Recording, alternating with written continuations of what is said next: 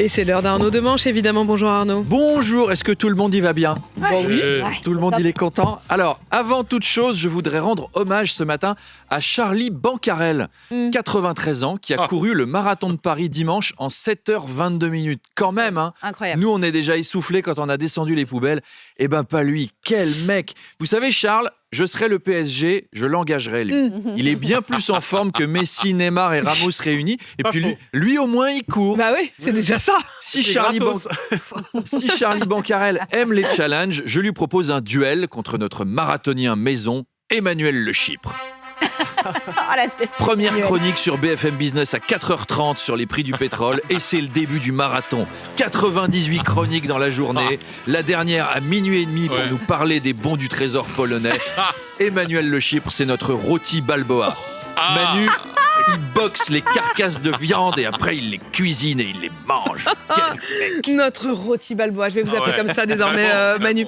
Emmanuel Non, Elisabeth. et Arnaud, Elisabeth Borne a commencé une grande semaine de consultation, une autre forme de marathon. Tiens, hier, elle rencontrait les députés du LIOT, le groupe Liberté, Indépendants, Outre-mer et Territoire.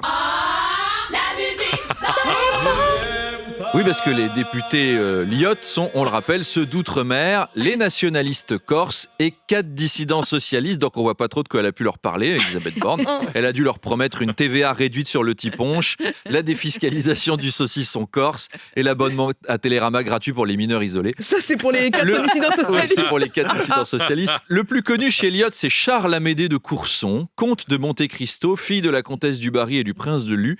Et LIOT, c'est le groupe qui avait déposé une motion de censure qui avait failli renverser le gouvernement. J'aurais été à sa place à Borne, j'aurais mis des laxatifs dans son café à Charlito.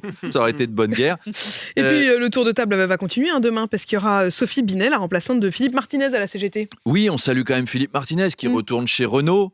Le constructeur automobile, pas le chanteur. Remarquez, ce serait marrant, vous imaginez. Il sonne chez Renault à l'heure de l'apéro. L'autre, il a déjà descendu 2 quilles. Il ouvre la porte, il voit double. Bonjour.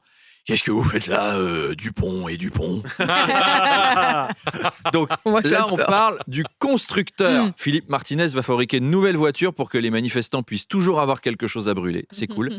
Et là, c'est Sophie Binet qui lui succède. Alors avant, Sophie était CPE dans un lycée professionnel à Marseille, puis au Blanc-Ménil. Et demain, elle va rencontrer Elisabeth Borne. Dites donc, entre une CPE et Elisabeth Borne, ça va être une ambiance...